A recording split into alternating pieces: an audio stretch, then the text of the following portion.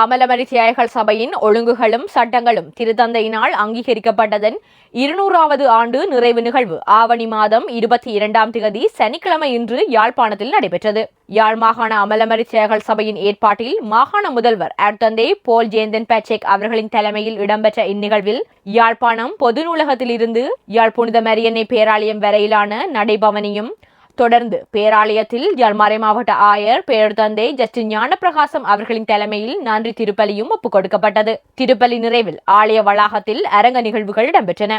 அரங்க நிகழ்வில் கிராமிய நடனம், இசை உரை சித்திரம், மௌனத்தினோளம் நாடகம் என்பவற்றுடன் சிறப்பு நிகழ்வாக யாழ் திருமறை கலாமன்ற கலைஞர்களால் இலங்கையில் அமலமரி தியாகிகள் ஆற்றிய பணிகளின் வரலாற்றை கூறும் நடன நாடகமும் மேடையேற்றப்பட்டதுடன் இலங்கையில் அமலமரி தியாகிகளின் பணிகள் பங்களிப்புகள் பற்றிய ஆய்வு கட்டுரைகளை உள்ளடக்கிய முன்னோடிகள் நூல் வெளியீடும் இடம்பெற்றன. இந்நிகழ்வில் மன்னார் மறைமாவட்ட ஆயர் பேரொருத்தந்தை அந்தோணி பிள்ளை ஞானப்பிரகாசம், திருகோணமலை மறைமாவட்ட ஆயர் பேரொருத்தந்தை நோயல் இம்மானுவேல், அருட்தந்தையர்கள், அருட்சகோதரிகள், யாழ்ப்பாணம், மன்னார் மற்றும் திருகோணமலை மறைமாவட்ட அமலமரி தியாகிகள் பணித்தள இறைமக்கள் என 500 வரையானவர்கள் பங்கு பற்றியிருந்தனர்.